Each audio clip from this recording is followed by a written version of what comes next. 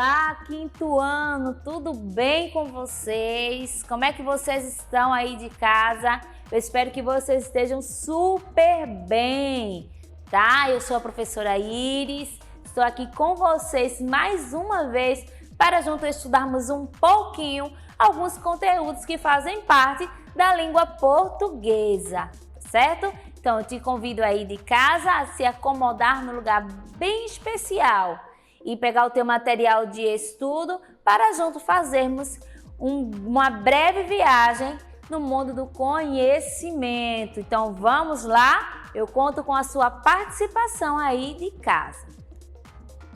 Isso, vamos relembrar o nosso último conteúdo que aqui nós aprendemos juntinhos. Será que você lembra qual foi o nosso último conteúdo? Você está acompanhando as nossas aulinhas?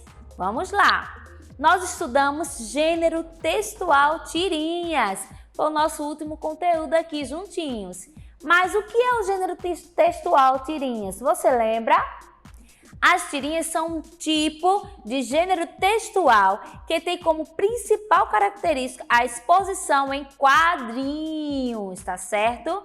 De textos verbais e não verbais. O que são textos verbais? São aqueles textos que vêm acompanhado com uma fala e a gente consegue compreender melhor o que o autor quer nos passar, nos transmitir. E também há os textos o quê? Verbais e não verbais. E os não verbais? São aqueles que não contêm uma fala. Nós, leitores, identificamos o que o autor quer nos transmitir através da nossa leitura visual. Muito bem! E a gente vai identificando e assim formulando na nossa cabecinha o que o texto quer nos passar. Muito bem? E aí, conseguiram compreender? Conseguiram relembrar o que são tirinhas? Agora vamos nos aventurar nesse novo conteúdo, verbo, tá? Eu sei que você já viu de uma forma talvez um pouco mais leve e hoje nós vamos aprender aqui um pouquinho o que são o verbo. São palavras que expressam ação, estado, mudança de estado, fenômenos naturais, situando-os em um determinado tempo. Tia Iris, está um pouco complicado isso aqui de compreender. Nós vamos perceber, tá certo? Alguns pontos, algumas flexões que fazem parte do verbo, para a gente poder identificá-los melhor, ok? Então, os verbos podem também ser flexionados em pessoa, na primeira pessoa, segunda pessoa e terceira pessoa. Calma aí, tá? Em número, singular e plural. Você lembra na nossa aula aqui sobre singular e plural? Olha, vai ajudar muito e contribuir muito para a nossa aulinha de hoje. Em modo indicativo, subjuntivo e imperativo. E também em tempo. Pretérito, presente, futuro. Vamos lá compreender um pouquinho dessas flexões que fazem parte do verbo. Vamos agora compreender as flexões pessoas. Como identificar que ela está em primeira pessoa, segunda pessoa e terceira pessoa, tá? E eles são abordados em situações em singular e plural. Vamos agora conjugar o verbo cantar. Você gosta de cantar? Eu amo cantar, certo? Espero que também seja uma prática sua aí de casa. E se não for, vamos juntos também aqui cantar. Vamos conjugar o verbo cantar. Primeira pessoa do singular. Quando a gente fala a palavra singular, estamos referindo ao quê? Você lembra? Tô esperando. Quando referimos um singular, tá? Vou falar uma palavrinha aqui bem comum da gente poder... eu tenho uma boneca. Então, a boneca, ela está o quê? No singular, porque eu estou falando que eu tenho apenas uma boneca. Mas se eu aqui falar eu tenho várias bonecas, então eu estou dizendo que eu tenho muitas bonecas. E essa frase está no plural. Lembrou que é singular e plural? Muito bem. Então aqui, primeira pessoa do singular, eu, conjuga o verbo comigo, eu canto. Muito bem. Segunda pessoa do singular, tu cantas. Isso aí. Terceira pessoa do singular, ainda continua no singular. Vai prestando atenção nas regrinhas, tá certo? Ele canta. E a primeira pessoa do plural, olha aí, nós. Observem o S aí que faz essa sintonia da palavra ser um pouco mais forte. Nós, tá? Então, nós está o quê? No plural. Então, vamos conjugar o verbo cantar. Nós cantamos. Isso aí. Segunda pessoa do plural. Vós cantais. Muito bem. E a terceira pessoa do plural, eles cantam. E aí, conseguiu compreender um pouquinho? Muito bem. Vamos aqui, ó, perceber essa simples regrinha, tá? Então, a primeira pessoa, percebe na leitura, tá? Estamos falando com quem fala, eu e nós.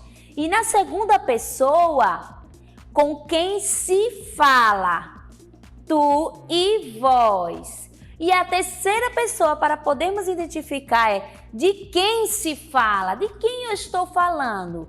Ele e eles, tá certo? Vamos agora compreender a flexão do verbo em número. O verbo apresenta a flexão de número quando indica o singular ou o plural em sua forma. Aparecem no singular quando refere-se a uma única pessoa. Aqui, ou a uma única coisa, certo? Quase que não saía.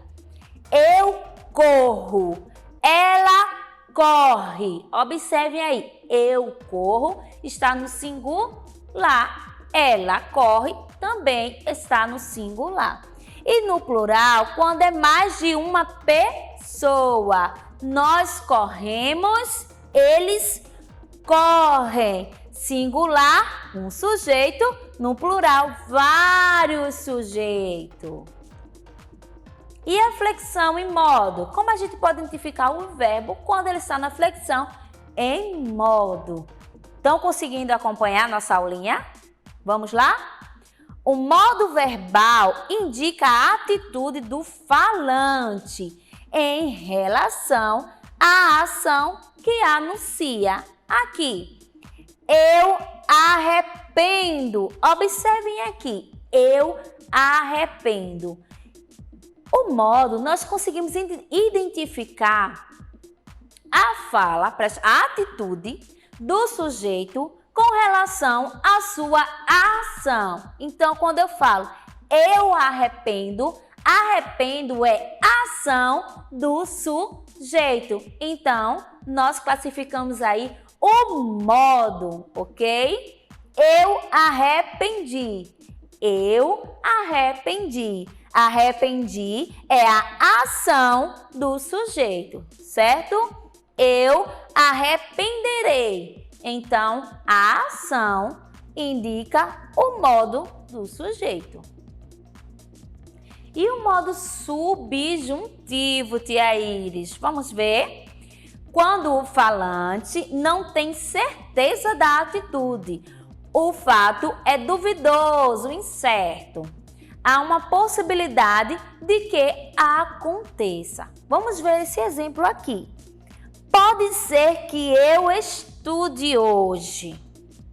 Nessa frase, pode ser, indica um modo subjuntivo, o qual determina uma ação de incerteza e atitude, uma atitude incerta do sujeito. Aqui em seguida, se eu fosse você, estudaria. Observem aí uma ação de incerteza, ok? Então, nós classificamos quando o modo subjuntivo. E o modo indicativo? Quando o falante tem a certeza de sua atitude. Observem a diferença, tá certo? O subjuntivo, quando o falante, a pessoa, o sujeito, tem o quê? Não tem certeza da atitude, tá? E no modo indicativo, ele tem a certeza de sua atitude. O fato é ou será uma realidade. Olha aqui o exemplo. Estudei muito para a prova. Então, o quê? Ele estudou muito para a prova. Ele tem certeza de sua atitude. Estudarei bastante para essa prova. Ok? E aqui no modo imperativo, quando o falante expressa uma ordem, um pedido ou um conselho. Vamos ver? Não sejas tão indisciplinado. Essa ação nessa frase, no modo imperativo, ele está indicando o quê? Uma ordem, um pedido ou um conselho. Não sejas tão indisciplinado. Observem aí. Em seguida, se tu uma bênção. Olha esse conselho aí, que importante. Se tu uma bênção. Um modo imperativo. Quando indica, o falante expressa uma ordem, um pedido ou um conselho. Compreendeu? Mas não acaba por aqui. Eu sei que o assunto é um pouquinho extenso, tá? Mas a nossa aulinha está lá no YouTube, então acompanha também para realizar as atividades. Vamos ver agora o verbo em sua flexão de tempo presente. Exprime um fato que ocorre no momento da fala. Observem, estou fazendo exercícios diariamente. Então, a palavra destacada refere-se o quê? Estou, o agora. Então, exprime o fato que ocorre no momento da fala. Certinho? E no tempo passado? Exprime o fato que ocorreu antes do momento da fala. Ontem eu fiz uma série de exercícios. Observem a palavra em destaque, ontem. Então, o tempo passado exprime algo que ocorreu, certinho? E no tempo futuro? Exprime um fato que irá acontecer, ocorrer depois do ato da fala. Daqui a 15 minutos, irei para a academia fazer exercícios. Conseguiram compreender? A palavra em destaque, ela refere-se o quê? A algo que irá acontecer. Então, esse verbo está na sua flexão em tempo o quê? Futuro. Muito bem. Vamos agora praticar um pouquinho o que nós aprendemos aqui. Então, pega o seu livro aí de língua portuguesa na página 137, tá certo? Esses conteúdos que a gente acabou de ver está sempre aí no seu livrinho para você poder acompanhar melhor a aula, ok? Então, vamos realizar o pequeno exercício dessa página. Relembrando também que eles fazem uma associação dos conteúdos que a gente já estudou. Então, aqui, nós já vimos essa frase que a gente vai ler já no nosso livro, quando a gente leu lá o que era um texto opinativo da autora. Vocês lembram aí? Eita, muito bem! E nós vamos fazer aqui um breve resgatar essa breve partezinha, essa breve estrofe que estava lá no nosso livrinho. Você já foi chamado de pré-adolescente? Pensa que é um deles? Eu acho a coisa mais estranha essa história de chamar de pré-adolescente. Observem as palavras que estão aí destacadas em vermelhos, certo? Observe as formas verbais destacadas. Copie as expressões verbais que correspondem ao tempo indicado. Vamos lá? Vamos praticar? Eu coloquei mais uma vez para a gente poder identificar melhor. Então, nessas palavras que estão destacadas, em qual tempo verbal elas estão? Quando eu falo aqui, fui chamado, a outra palavrinha, pensar. A outra que está em destaque é, e em seguida, acho. Qual dessas palavras estão no tempo presente? Vou dar um tempinho aí para você pensar. Qual dessas palavras em destaque estão no tempo presente? Isso mesmo, presente, agora. Pensa, acho. Muito bem. E no tempo passado? Foi chamado. Muito bem. Porque ela empregou o tempo passado para o leitor lembrar de algum fato já acontecido. Você conseguiu aí realizar a atividade?